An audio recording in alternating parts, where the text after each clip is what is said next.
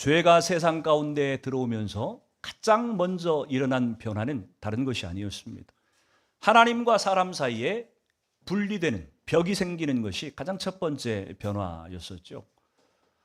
여러분, 하나님과 사람 사이에 이 벽이 생기고 분리되는 그런 관계가 되었다고 하는 것이 무엇으로 증명되고 있냐면, 아담과 하와가 하나님을 보면은 도망쳐서 피해서 숨었다고 하는 것이, 하나님을 만나지 못했다고 하는 것입니다. 근데 그 정도에서 끝난 것이 아니에요. 하나님께서 이 아담과 하와를 에덴 동산에서 추방시키셨어요. 그래서 더 이상은 하나님께서 거하고 계셨던 에덴 동산에서 사람이 함께 살 수 없는 그런 형편이 되어버렸다고 하는 얘기입니다. 근데 하나님과 사람 사이의 죄가 분리를 만들고 벽을 만든 것으로 끝나지 않고, 하나님과 사람 사이에 분리된 그 죄의 능력은 사람과 사람 사이에도 역시 단절의 벽을 만들고 말았다고 하는 것입니다. 그 대표적인 증상이 지난번에 우리가 살펴봤던 바벨탑 사건이에요. 창세기 11장에 등장하는 사람들이 모여서 바벨이라고 하는 이 성읍에 모여서 바벨탑을 쌓고 자기들의 이름을 내고 하나님과 같이 되어보겠다고 하는 그런 도전을 했던 것. 이것이 하나님과 사람 사이의 구별을, 분리를 가져왔던 이 죄라고 하는 능력이 사람과 사람 사이에도 동일하게 분리를 가져온 것들을 지금 보여주는 증거입니다. 창세기 3장에서 죄가 지금 시작이 되었습니다. 근데 이 창세기 3장에 시작된 죄는 시간이 지나면 지날수록, 시간이 가면 갈수록 나아지기는커녕 더 갈등과 분열과 전쟁으로 얼룩져 갔고, 이 세상이 점점 죄로 인해서 어두워져만 가는 것처럼 보였다고 하는 것입니다. 근데 우리가 아는 것처럼 하나님은 창세기 3장 15절에서 이미 약속을 해주셨어요. 내가 너로 여자와 원수가 되게 하고 내 후손도 여자의 후손과 원수가 되게 하리니 여자의 후손은 내 머리를 상하게 할 것이요 너는 그의 발꿈치를 상하게 할 것이니라 하시고, 하와의 후손 중 하나가 뱀의 머리를 상하게 할 것이다. 뱀은 누구를 상징해요?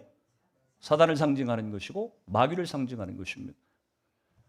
하와의 후손 중에 누군가가, 어떤 한 사람이 뱀의 머리, 사단의 머리통을 완전히 박살내고 승리할 것이라고 하는 것을 지금 이미 예언을 해주셨다고 하는 것이. 근데 도대체 하와의 후손 중에 누가 그런 일을 할 것인가에 대한 얘기를 지금까지는 언급하지 않고 있다가 창세기 12장이 딱 시작되면서 하나님이 아브라함이라고 하는 한 사람을 불러내시면서 그 한 사람을 통해서, 그의 한 가문을 통해서 장차 사단의 권세를 깨트릴 메시아가 이 땅에 오실 것들을 지금 보여주고 계시다고 하는 얘기입니다. 여러분, 인간의 죄악으로 말미암아서 점차 지금 악화되어만 가고 있었던 세상 가운데 하나님께서 주권적으로 개입하셔서 당신이 주도적으로 지금 이 죄의 문제를 해결하시기 위해서 일을 시작했다고 하는 것이, 그것이 그 첫 시작이 이 창세기 12장이라고 하는 것입니다. 창세기 12장 1절, 2절, 3절의 말씀을 보면은 하나님이 아브라함에게 그렇게 명령을 해요. 내가 너에게 지시할 땅으로 네가 가라. 내가 너로 큰 민족을 이루게 하겠고, 너를 축복하는 자에게 내가 축복을 주겠고, 너를 저주하는 자에게 내가 저주를 주겠다. 이렇게 하나님이 말씀을 하셨다고 하는 것입니다. 여러분, 이 창세기 12장 2절, 3절에서 하나님께서 내가라고 하는 단어를 4번을 사용을 합니다. 누가 그 일을 하겠다고, 누가 이 죄로부터 회복을 시키겠다고 약속하시냐면은 하나님 자신, 내가 그 일을 지금 하겠다고 내가라고 하는 단어를 지금 4번을 반복하고 있다고 하는 거예요. 하나님이 반드시 하겠다고 하는 의지를 지금 천명해 주고 있는 것입니다. 여러분, 하나님이 하시겠다고 하면요, 그 일은 반드시 이루어집니다. 믿으십니까? 하나님이 하시겠다고 하면 하신다니까요. 사람은 한다고 큰 소리를 쳐놓고도 늘 약속을 지키지 못하는 게 다반사예요. 약속을 쉽게 빵꾸 내는 게 사람이라고 하는 존재입니다. 그런데 하나님은 그런 분이 아니에요. 하나님은 한번 하시겠다, 그 입에서 딱 그 약속이 주어지면 하나님은 반드시 그 일을 이루시고야 만다고 하는 것입니다.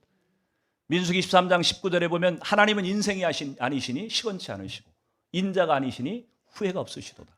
어찌 그 말씀하신 바를 행치 않으시고 하신 말씀을 실행치 않으시랴, 그렇게 말씀하시잖아요.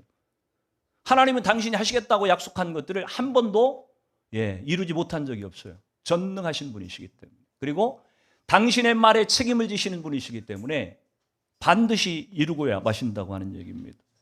하나님이 사람과 하나님 사이에 막혔던 이 관계, 사람과 사람 사이에 단절되었던 이 관계, 죄로 말미암아서 세상 가운데 생겨났던 이 단절, 이 분리의 벽을 하나님께서 해결하시겠다고 일을 시작하셨는데, 그것이 아브라함이라고 하는 한 사람을 불러서 그와 언약의 약속을 맺음심으로 그 일을 이루어 가신다고 하는 것입니다. 그러니까 인간 사이에 시작된 이 비극을 돌이키는 작업을 비로소 하나님이 지금 시작하신 게 창세기 12장이라고 하는 것입니다. 하나님은 아브라함을 불러가지고 아브라함에게 크게 세 가지를 약속을 하십니다. 첫 번째는 땅을 주시겠다고 약속을 하셨고, 두 번째는 후손을 주시겠다고 약속을 하시고, 세 번째는 축복을 주시겠다고 약속을 합니다. 세 가지를 주시겠다고 약속을 해요. 땅과 후손과 축복. 땅이라고 하는 것은 네가 살고 있는 이 땅이 아니고 내가 내게 지시할 땅, 가나안 땅을 상징하는 것이죠. 내 후손에 축복을 주겠다. 후손이 누구예요? 그냥 불특정 다수의 숫자 많은 어떤 그런 후손들을 주시겠다고 하는 것이 아닙니다. 그 후손의 끝에 누구를? 메시아 예수 그리스도를 보내서 죄의 문제를 해결하시겠다고 하는 것이. 세 번째, 축복의 통로로 아브라함을 쓰시겠다고 하는 거예요. 그래서 너를 축복하면 그 사람도 내가 축복할 것이고, 누군가 너를 저주하면 곧 나를 저주한 것처럼 내가 그를 멸망시키겠다고 하는 것입니다. 축복의 통로로 아브라함을 쓰시겠다고 하는 것입니다. 하나님이 아브라함에게 이 언약의 축복을 주시기 위해서 먼저 아브라함에게 세 가지를 요구하고 계시는 것이 오늘 설교의 내용들입니다. 첫 번째 하나님께서 요구하시는 것은 오늘 22장 4절 말씀입니다. 같이 읽습니다. 시작. 이에 아브라함이 여호와의 말씀을 따라갔고 롯도 그와 함께 갔으며 아브라함이 하란을 떠날 때에 75세였더라. 아멘. 아브라함이 여호와의 말씀을 따라갔다 그렇게 기록을 합니다. 삼촌이 가니까 조카 롯도 따라갔어요. 그러니까 조카 롯은 삼촌만 따라가면 됐어. 그렇죠? 근데 오늘 지금 아브라함이 여호와의 말씀을 따라갔다고 얘기를 하는데, 그 전에 1절에서 하나님께서 그렇게 얘기해요. 내가 내게 지시할 땅으로 가라 그렇게 말씀을 하셨어요. 아브라함 나이가 지금 몇 세입니까? 75세 때예요. 여러분, 그 당시에 조금 수명이 길었다는 것을 감안한다고 할지라도 나이 75세면은 적은 나이는 아닙니다. 이제 새로운 일을 도전하고 시작해야 될 그런 나이 때는 아니에요. 그렇죠? 물론 우리 교회 가운데는 75세가 넘으셨어도 정말 마음이 청춘이셔서 열정적으로 사시는 우리 권사님, 집사님들이 계시지만, 그러나 일반적으로 볼 때는 나이가 75세 정도가 되었다고 한다면 대부분 이제 인생을 마무리해야 된다라고 생각할 그런 즈음이에요. 나이 75세에 옛날로 친다고 한다면 노인인데, 이 아브라함이 나이 75세가 되어가지고 하나님이 지금 자기가 살고 있는 땅을 떠나래요. 근데 떠나라고 하는데 갈 곳을 얘기해 주면서 떠나라고 하면 좀 좋아요. 그렇죠? 근데 아직 가나안 땅이라고 하는 얘기가 없습니다. 내가 너한테 앞으로 지시해 줄 땅이다. 이렇게만 얘기를 해요. 여러분에게 나이 75이 넘으셨는데 갑자기 한국에 지금 살고 있는데, 잘 살고 지금 있는데, 야, 너 지금 한국 떠나. 어디로 가죠? 미국으로 가라. 아니면 어디 캐나다로 가라. 얘기를 해주면 참 좋겠는데 아무 얘기 없이 한국을 일단 떠나. 이렇게 얘기한다고 하면 여러분 선뜻 떠나겠습니까? 떠날 수 없어요. 누구도 떠나지 못합니다. 아니, 하나님이 어차피 떠나게 하실 거면 갈 곳을 얘기해주고 떠나라 그래야지. 왜 갈 곳도 정해주지 않고서 무작정 출발하라고 얘기하십니까? 우리는 이렇게 하나님 앞에 반문하고 따지고 들 거라고 하는 얘기입니다. 근데 아브라함이 말씀대로 따라갔대요. 왜 아브라함이 믿음의 사람인지 아시겠어요? 우리는 하나님이 좀 불러가지고 너 좀 이렇게 좀 할래? 말씀하시면 우리는 늘 토를 다는 습관이 있어요. 왜 그래요? 왜 그렇게 해야 되나요? 그렇게 하지 않으면 안 되나요? 다른 길은 좀 없겠어요? 우리는 늘 토를 달아. 하나님 말씀에. 근데 아브라함은 다른 토를 달지 않아요. 떠나라 그러니까 지금 아브라함은 말씀을 따라서 떠나갔다고 지금 얘기를 하고 있다고 하는 얘기입니다. 여러분이 첫 번째 하나님께서 아브라함에게 지금 명령하고 있는 것, 훈련하고 있는 것이 뭘 것 같아요? 순종이에요, 순종. 하나님이 아브라함에게 너를 내가 앞으로 언약 백성으로 삼고 너의 후손들을 언약 백성으로 내가 삼겠는데 그 언약에 앞서서 내가 너한테 첫 번째 요구하는 것이 있는데 그것은 순종이라고 지금 말씀해 주고 있다고 하는 얘기입니다. 여러분, 성경에서 순종은 얼마나 강조하는지 몰라요. 성경에서 순종만큼 많이 강조하는 것도 아마 없을 거예요. 얼마나 순종을 하나님이 강조하시냐면은 하나님 성전에서 하나님 앞에 제사 드리는 것보다, 제물을 드리는 것보다, 오늘날로 친다고 한다면 하나님 앞에 예배 드리는 것보다 하나님이 뭘 더 좋아하신다고요? 순종을 더 좋아하신다고 얘기를 해요. 사무엘상 15장에 보면은 사울 왕의 얘기가 등장을 하죠. 아말렉과 전쟁이 터졌어요. 하나님께서 사무엘 선지자를 통해서 사울 왕에게 그렇게 얘기합니다. 내가 이 아말렉과의 전쟁에서 내가 승리하게 해줄 텐데 승리하거들랑 아무것도 남겨두지 말고 사람이든 짐승이든 모든 생명이 있는 것들은 다 진멸해라. 그리고 전리품들 가져오지 말고 다 불태워라. 사울왕이 아말렉과 전쟁에서 승리를 했어요. 승리를 하고 나니까 여러분, 짐승도 많고 얼마나 사람도 많고 전리품이 얼마나 많았는지 몰라요. 이거를 다 태워 죽여?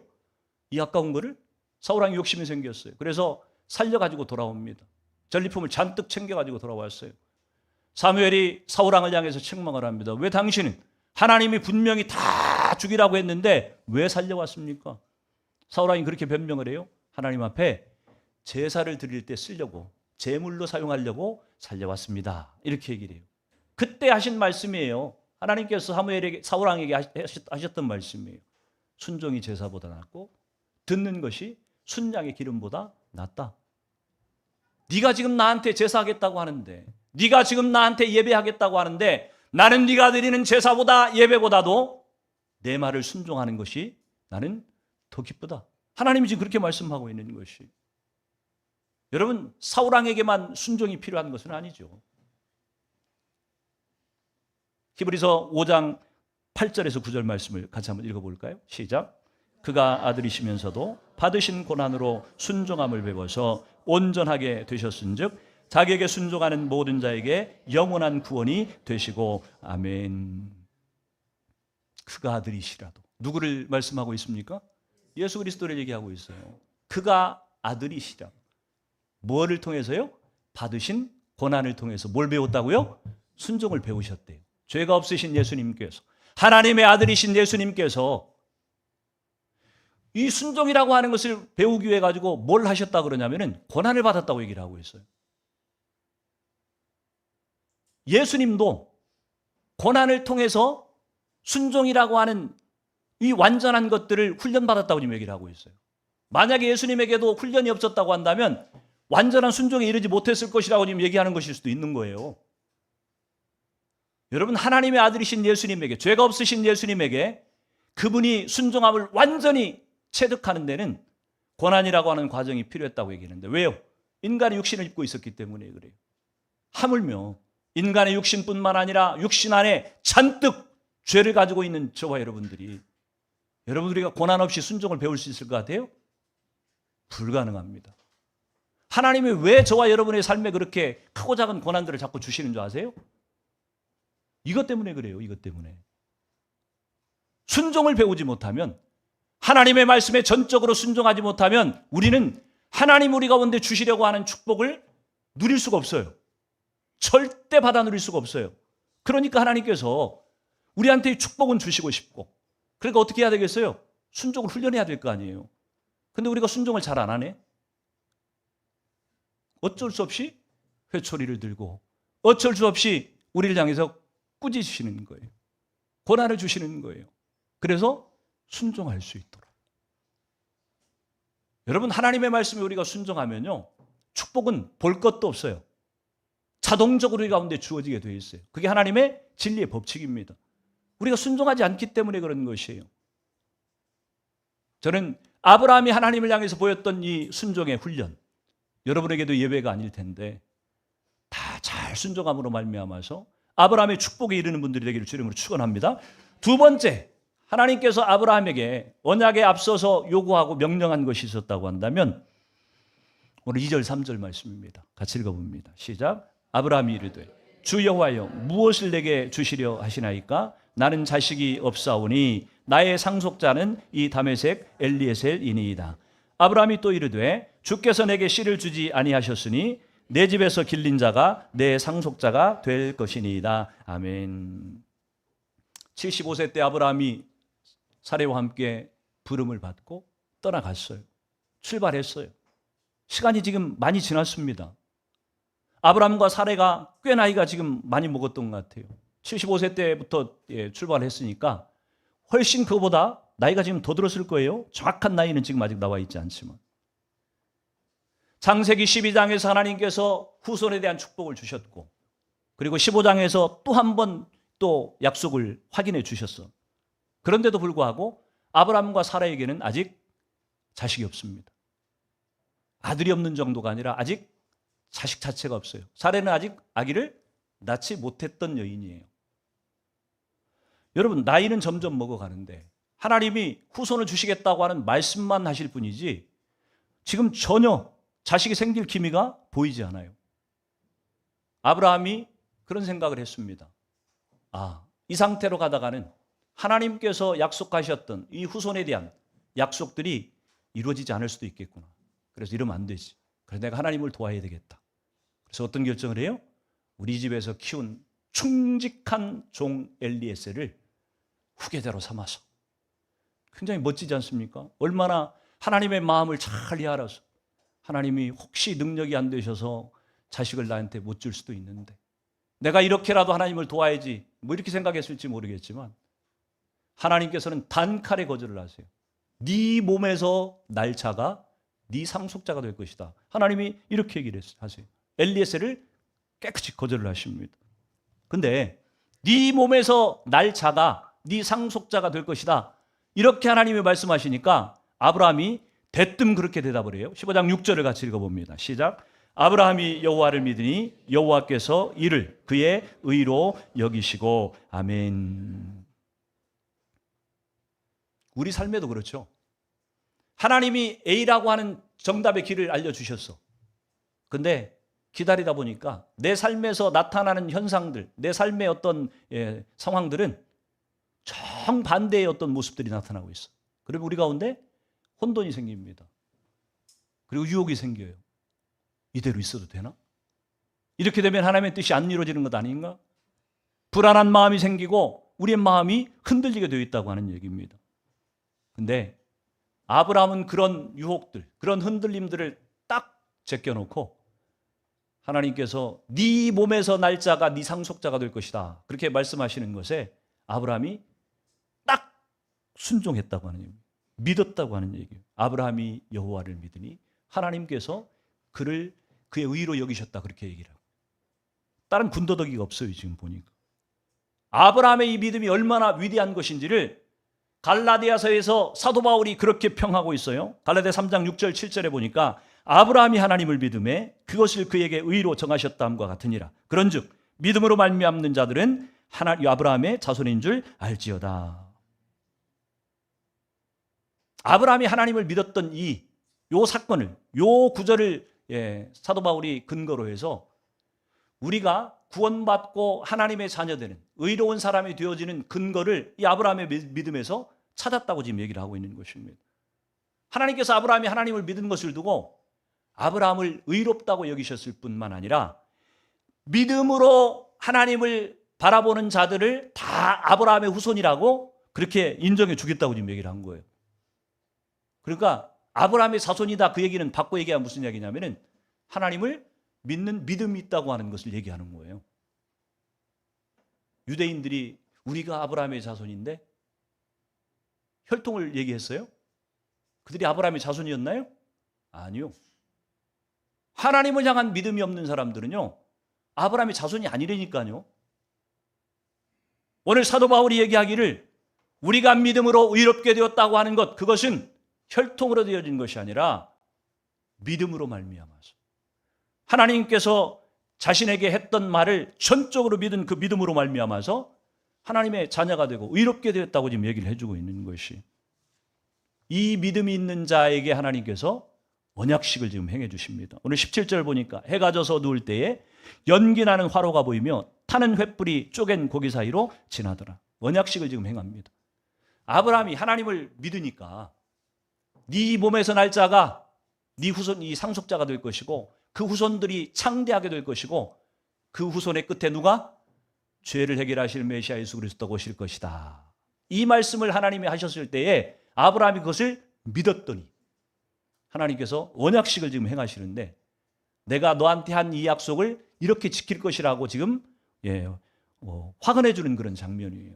확인해 주는 그런 장면이라고 하는 것이, 3년 된 염소, 암염소와 또 암소와 순양을 잡아가지고 짐승을 반으로 딱 잘라 쪼개가지고 양쪽으로 이렇게 마주보게 놓았다고 했는데, 그리고 그 사이를 누가요?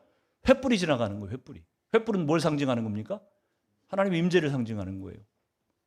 짐승을 쪼갠 그 사이로 하나님의 임재를 상징하는 횃불이 지나가는 것을 보여주는 거예요. 이 이벤트를 지금 아브라함에게 해준 겁니다. 하나님이. 지금 뭘 말씀하시는 겁니까? 만약 아브라함 너한테 했던 이 약속, 네 몸에서 난 자식을 통해서 장차 메시아 예수 그리스도를 오게 할 것이라고 하는 이 약속을 만약 내가 이루지 못한다고 한다면 이 짐승을 반으로 쪼갠 것처럼 내 몸을 쪼갤 것이다. 하나님이 그렇게 얘기한 거예요. 하나님이 당신의 목숨을 걸고 담보로 해서 아브라함에게 지금 이 언약을 주고 계시다. 이 약속을 주셨다고 하는 얘기예요. 여러분, 사람들이 상대방이 막 나를 안 믿어주고 막 그러면 답답해가지고 최후에 할 수 있는 얘기가 뭐예요? 내가 목숨을 걸고 얘기하는데 이거 사실이거든. 죽어도 내 말이 옳다고 하는 얘기예요. 그만큼 확실하다고 하는 것을 강조할 때. 근데 하나님께서 당신의 존재를 걸고 당신의 목숨을 걸고 아브라함한테 내가 네 몸에서 난 후손을 통해서 이를 이루겠다, 이렇게 약속을 하셨다고 하는 얘기입니다. 아브라함과 하나님이 지금 언약식을 체결한 거예요. 근데 언약이 지켜졌을까요? 네. 표역한 인간들 때문에 이 약속은 지켜지지 않습니다. 그랬더니 약속이 안 지켜지니까 어떻게 해요? 하나님께서 약속하신 대로 자기 몸을 둘로 쪼개요. 뭐예요 그게? 십자가의 사건이에요. 십자가의 사건. 비록 인간의 불순종으로 말미암아서 아브라함과 하나님이 맺었던 그 언약이 성취가 되지 못하지만, 성취가 되지 못하니까 하나님은 당신이 약속하신 대로 당신의 목숨을 십자가 위에다가 내어놓았다고 하는 얘기입니다. 그렇게까지라도 해서 어떻게 했어요? 하나님의 언약을 성취해내셨던 분이라고 하는 거예요. 그래서 언약이라고 하는 것은요, 우리 인간 편에서 불순종한다고, 우리가 인간 편에서 실패한다고 이 언약이 깨어지지 않습니다. 이게 언약의 특징이라고 하는 것이, 하나님이 말씀하신 것은 반드시 이루신다고 하는, 하나님의 신실하심을 신뢰하는 것을 믿음이라고 얘기를 해요. 믿음. 하나님께서 아브라함에게 순종을 훈련시킨 다음에 그 다음에 아브라함에게 지금 요구하시는 것이 뭐냐면 믿음을 가지라고 하는 것이, 하나님에게 대해서 믿음을 가지라고 하는 것입니다. 왜? 하나님을 신뢰하지 않고서는 하나님의 인도하시는 길을 우리가 따라갈 수가 없어요. 하나님의 일에 쓰임받을 수가 없기 때문이라고 하는 것이, 우리 신앙에 있어서 믿음 없이 신앙생활 한다고 하는 것은 불가능한 얘기입니다. 교회 나온다 그래서 신앙생활을 하는 게 아니고 하나님의 신실하심을 신뢰하는 그 믿음이 없이는 우리 신앙생활이 불가능하다고 하는 얘기예요. 저는 아브라함이 가졌던 이 믿음이 저와 여러분 가운데도 동일하게 생겨날 수 있기를 주의 이름으로 축원합니다. 세 번째 하나님께서 요구하시는 것이 있다고 한다면 아브라함에게 구별되라고 얘기를 해주고 계세요. 두 번씩이나 하나님께서 아브라함에게 약속을 확인해 주셨는데 그럼에도 불구하고 아브라함은 그래도 믿음이 좀 섰어요, 보니까. 그래서 흔들리지 않았던 것 같은데 중간에 사레가 흔들립니다. 사레가 생각을 해보니까 역시 자기 남편을 돕고 싶어요. 그렇죠? 아브라함은 하나님을 돕고 싶어서 엘리에셀을 세우겠다고 생각을 했는데 이제 아브라함이 이제 하나님의 약속을 믿고 이렇게 좀 흔들리지 않는 것 같아 보이니까 이제 사레가 흔들립니다. 내 남편이 이렇게 나이가 늙어가고 나도 이렇게 늙어가는데 이렇게 하나님이 약속하신 것이 이렇게 무너지면 안 되는데 내가 남편을 도와야지. 그래서 데리고 있던 몸종 하갈을 아브라함에게 들어가게 해서 아들을 낳죠. 누구예요? 이스마엘이라고 하는 아들. 여러분, 이 사례가 한 일이 결코 나쁜 일은 아니에요. 아마 여러분이었다고 해도 비슷한 일을 하지 않았을까 싶어요. 물론 내 남편한테 절대로 다른 여자를 드릴 수 없다. 여러분, 사례가 이 결정을 한 건요, 대단한 사람이에요. 사례가. 왜 하나님이 사례를 그렇게 끝까지 고집했는지 제가 설교를 준비하면서 생각을 해보니까 이 사례가 보통 여자가 아니에요. 보통 믿음의 여자가 아니에요. 아니, 하나님의 뜻이 이루어지든지 말든지 그까짓 게 뭐 중요해? 내 남편하고 나하고 부부인데 내 남편한테 다른 여자를 들여보내? 여러분, 이런 결정할 수 있겠어요? 우리 권사님들이 아내라고 한다면 하나님의 뜻을 이루기 위해서 내 남편한테 당시 여러분에게 종이 있었다고 한다면 내 여종을 들여보내가지고 같이 잠자게 해가지고 애를 만들겠다. 이 생각 할 수 있을 것 같습니까? 못할 겁니다. 웬만한 믿음, 웬만한 헌신하는 사람 아니고서는 그거 가능하겠어요? 불가능해요. 사례가 흔들렸다고 하는 얘기입니다. 이쯤 되면 하나님께서 포기하실 법도 해요. 왜? 아들을 낳았으니까. 어찌됐든 아브라함이 씨 아닙니까? 사라의 아들이 아니어서 그렇지. 어찌됐든 아브라함의 아들이에요. 그러면 하나님께서 좀 양보할 법해. 그래. 어차피 내 씨니까. 내 혈육이니까 그래. 너라도 이렇게 할 법도 한데 하나님이 끝까지 우기세요. 아니라는 거예요. 사례의 몸에서 난 아들이야만 된다고 하는 얘기입니다. 왜 그랬어요? 사례가 그런 믿음을 가진 자기 때문에 그런 거예요. 만약 하갈을 통해서 난 아들을 통해서 만약 그 일을 하시라고 하셨다고 한다면 진즉 망가졌을 거예요. 아무 일도 안 됐을 것이. 하갈의 후손들을 한번 보세요. 누구 닮았겠어요? 다 지 엄마 닮았겠지. 하는 짓들 보세요. 지금도. 하나님이 반드시 사라의 몸에서 난 자야만 아브라함 네 후손이 될 것이다. 상속자가 될 것이다. 그렇게 얘기했던 나이가 몇 살이냐면 아브라함이 99세 때였었고요. 사례가 90세였을 때입니다. 아브라함과 사례가 9살 차이였던 것 같아요. 아무리 장수하는 시대였다고 할지라도 나이 90이 된 여자가 아들을 낳는다고 하는 것은 불가능한 얘기예요.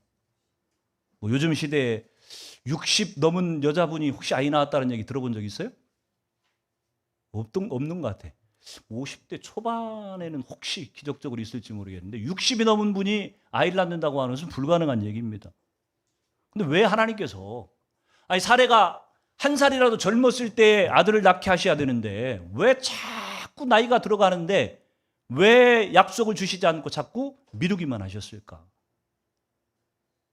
인간과 하나님의 차이예요, 이게.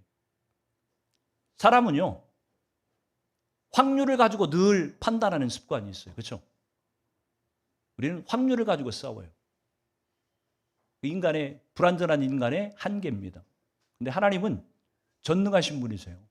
그분은 아브라함의 나이가, 사레가 나이가 90이 되든 100이 되든 200살이 되든 아무 상관이 없어요. 99세 된 저희 어머니가 어제 백수연을 했는데 저희 어머니한테 만약에 하나님이 나타나셔가지고 내년 이맘때 너한테 아들이 생길 것이다 이렇게 얘기를 하면은 미쳤다 그럴 거예요. 다. 저 사람이 제정신인가요? 나이도 안 먹어서 노망이 났나? 아마 이럴 거예요. 아마 제가 그런 얘기를 했다고 한다면. 누구도 믿을 수 없는 그런 상황이에요. 인간의 확률로 본다고 한다면은 오늘 사례가 임신한다고 하는 것은 불가능한 상황이라고 하는 것입니다. 근데 하나님께서 왜 자꾸 불가능한 상황으로 몰고 가셨느냐는 얘기예요. 그리고 아브라함이 99세가 되었을 이때, 사례가 90세가 되었을 이때에 창세기 17장 21절에 보면 비로소 하나님께서 내년 이맘때에 사례한테 아들이 생길 것이다 이렇게 얘기를 했어요. 그러니까 구체적으로 내년 이맘때라고 하는 얘기면 1년 안에는 반드시 아들이 생긴다는 얘기예요. 시간이 이미 정해졌어요. 하나님 말씀하셨으니까. 하나님 말씀하시는 건 반드시 이루어지니까. 그냥 막연하게 내가 너한테 아들을 주겠다가 아니고 계속 그렇게만 말씀을 해오시다가 25년쯤이 지금 지나고 난 뒤에서야 비로소 내년 이맘때에 사례한테 아들이 생길 것이다. 이렇게 약속을 주셨다고 하는 얘기입니다. 근데 이 약속을, 구체적인 약속을 주시기 전에 하나님께서 두 가지를 행하세요. 창세기 17장 1절에 보니까 아브라함이 99세 때 여호와께서 아브라함에게 나타나서 그에게 이르시되 나는 전능한 하나님이라 너는 내 앞에서 행하여 완전하라. 너는 내 앞에서 행하여 완전하라. 여러분, 어떻게 하는 것이 하나님 앞에서 우리가 완전해지는 겁니까? 어떻게 해야 완전해지는 거예요? 불완전한 인간이 어떻게 하나님 앞에 완전해질 수가 있어요? 불완전한 인간은 하나님 앞에 완전할 수가 없어요. 불완전한 인간이 하나님 앞에 완전하려고 하면은 다시 태어나는 수밖에 없어. 완전한 인간으로 다시 태어나는 것 외에는 방법이 없어요. 그렇죠? 근데 우리는 육신으로는 두 번 태어날 수 없지만 우리는 영적으로 거듭날 수 있어요. 하나님의 사람으로 거듭날 수 있어요. 오늘 아브라함에게 하나님께서 두 가지를 행하세요. 하나는 이름을 바꿔주세요. 오늘 17장 5절에 보니까 이제후로는 내 이름을 아브라함이라 하지 아니하고 아브라함이라 하리니 이는 내가 너를 여러 민족의 아버지가 되게 함이니라. 지금까지는 아브람이었는데 아브라함으로 계명을 시켰어요. 사례도 마찬가지입니다. 하나님이 또 아브라함에게 이르시되 네 아내 사례는 이름을 사례라 하지 말고 사라라. 내가 그에게 복을 주어 그가 내게 아들을 낳아주게 하며 내가 그에게 복을 주어 그를 여러 민족의 어머니가 되게 하리니 여러 민족의 왕이 그에게서 나리라. 여러분, 아브람의 뜻은 뭐냐면은 아버지는 존귀하시다 이런 뜻이라고 합니다. 그러니까 단수예요, 단수. 아버지라고 하는 의미입니다. 아브라함은 여러 민족의 아버지, 열국의 아버지 이런 의미를 갖고 있어요. 사레라고 하는 이름의 뜻은 공주라고 하는 뜻입니다. 근데 사라라고 하는 이름은 왕비, 왕후라고 하는 그런 의미라고 합니다. 이름을 바꿔줬어요. 이름이 바뀌었으니까 이름의 뜻이 바뀌었어요. 여러분, 이름을 지을 때는요 반드시 그 이름에 의미를 부여해가지고 이름을 짓는 거예요. 그렇죠? 네. 의미 없는 이름이 있습니까? 의미 없이 이름을 짓는 사람이 있어요? 자녀를 낳아가지고 자녀 이름을 짓는데 이름에 아무 뜻도 없이 그냥 뭐 개똥이 이렇게 이름을 짓습니까? 네. 그냥 뭐 돌쇠 뭐 이렇게 이름을 짓나요? 아니요. 고민하고 기도하면서 우리 아이가 이런 사람으로 살았으면 좋겠다, 이런 사람이 되었으면 좋겠다는 의미를 담아가지고 이름을 짓는 거예요. 아마 우리의 이름만큼만 우리가 살아도 굉장할 거예요. 그렇죠? 네. 박문서 집사님은 이름의 뜻이 뭡니까? 문서가 어떤 뜻입니까? 굉장히 어려운 뜻인 것 같은데. 무슨 한자예요? 뭔 뜻이에요, 그게? 오와우, 예. 학자가 되라. 예. 잘 지으신 것 같아요?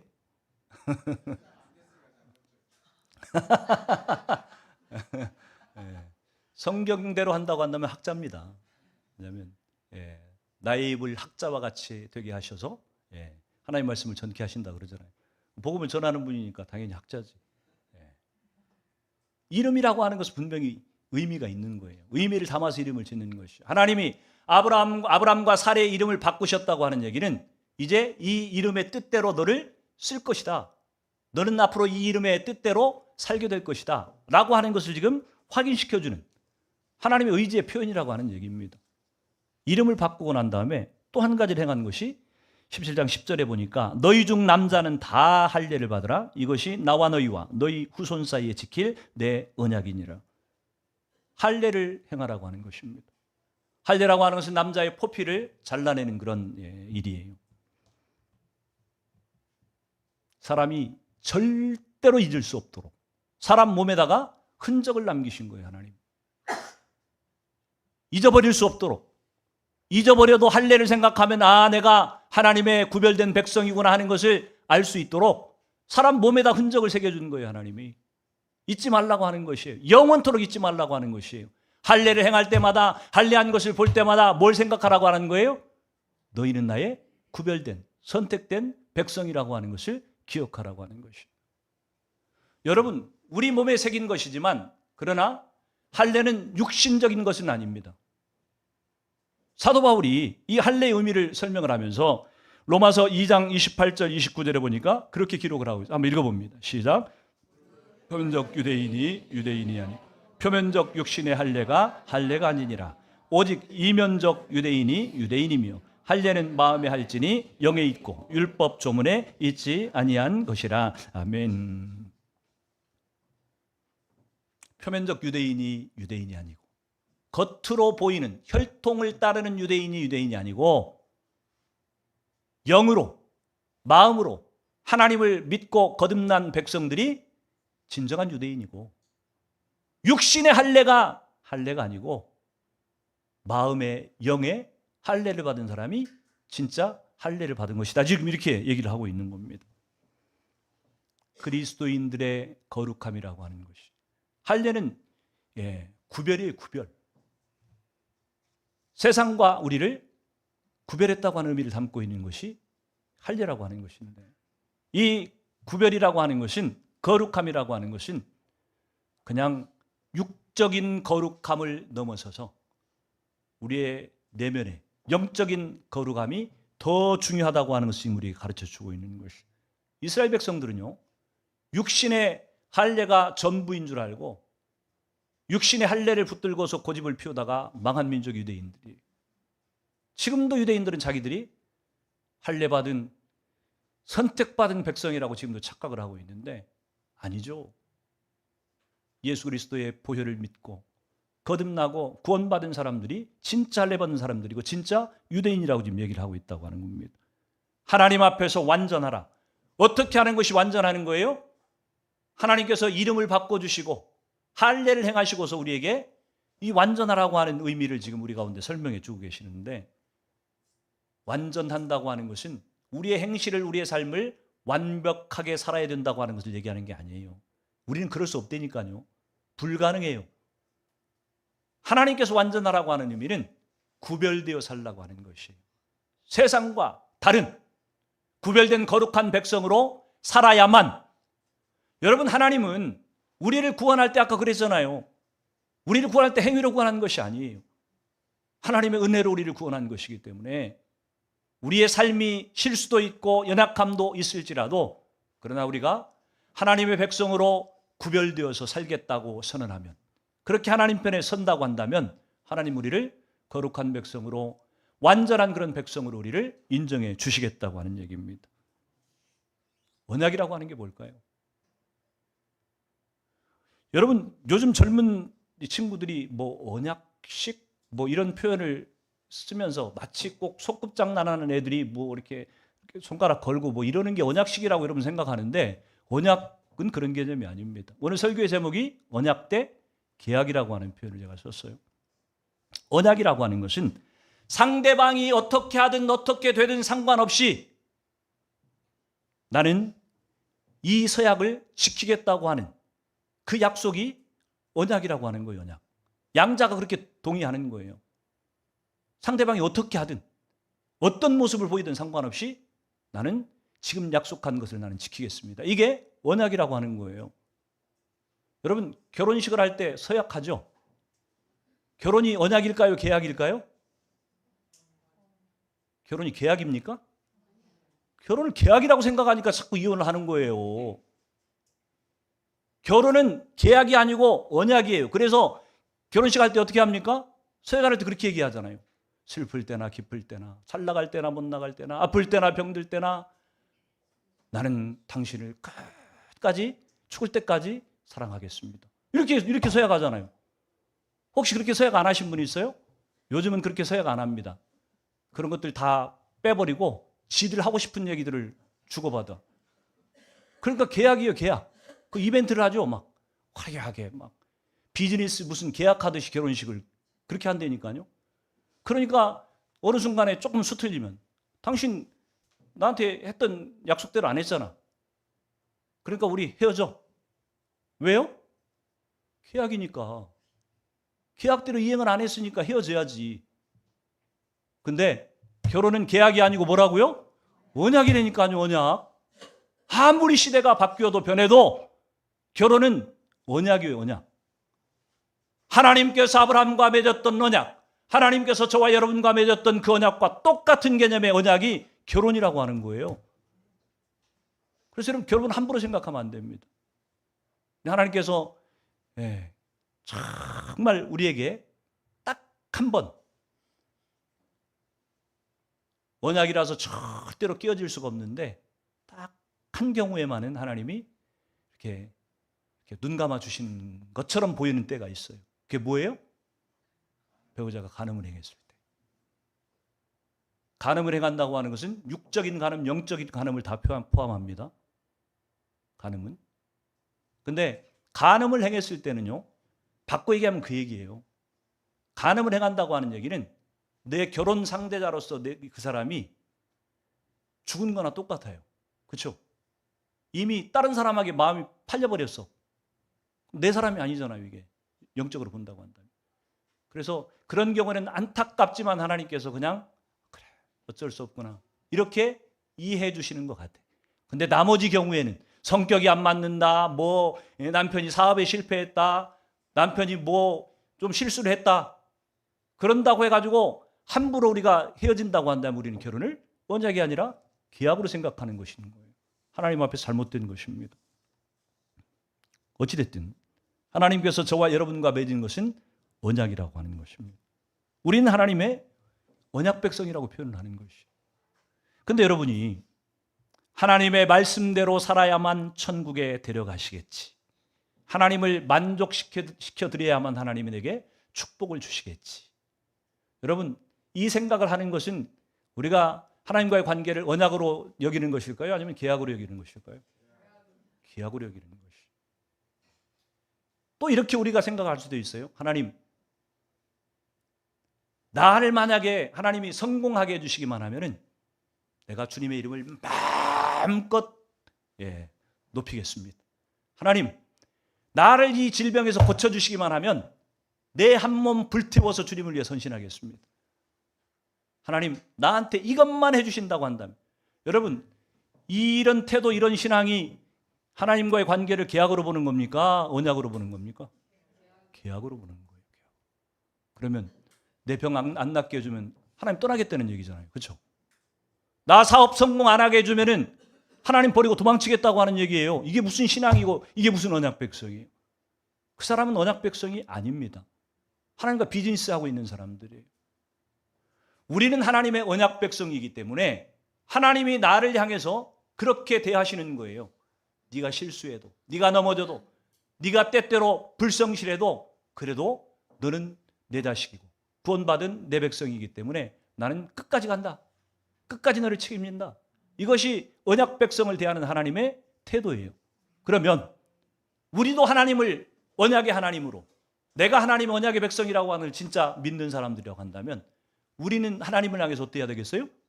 우리도 그 마음을 가져야죠. 하나님이 내게 성공하게 해주셔도, 하나님이 나를 실패하게 하는 것처럼 보여져도, 하나님이 내 병을 고쳐주지 않는 것처럼 보여져도 그래도 나는 하나님을 떠나지 않습니다. 결코 나는 하나님을 배신하지 않습니다. 왜요? 언약 백성이니까. 하나님이 나를 향해서 그 마음을 가진 것처럼 나도 하나님 향해서 그 마음을 갖고 있어야지 우리는 언약 백성의 삶인 것이에요. 그걸 위해서 하나님께서 아브라함에게 세 가지를 좀 요구하신 것입니다. 하나는 순종을 배워야 된다. 하나는 믿음을 가져야 된다. 하나는 구별되는 삶을 살아야 된다. 이게 언약 백성의 가는 과정을 지금 얘기를 해주고 있는 것입니다. 사랑하는 성도 여러분, 저와 여러분은요 분명히 하나님의 택함 받고 하나님의 언약으로 말미암아 구원받은 언약 백성이 틀림이 없습니다. 그렇다고 한다면 우리 하나님과의 이 관계를 마치 계약 관계처럼 그렇게 여겨서는 절대 안 된다고 하는 것이, 내 형편 내 사정이 어떤 상황을 맞이한다고 할지라도 하나님은 신실하신 분이시고, 그리고 그분은 내 인생을 전적으로 책임져 주시는 분이시고, 지금 내 눈에 보이기에 안 좋아 보이는 것 같지만 하나님은 그 끝에 반드시 승리를 주실 것이라고 하는 것을 믿고 그런 순종과 그런 믿음과 그런 구별된 하나님의 백성으로 살아갈 때에 우리가 언약 백성으로의 삶을 풍성하게 누리게 될 것이고 그 삶의 열매들도 아브라함에게 주신 것처럼 충분히 누리게 될 것이에요.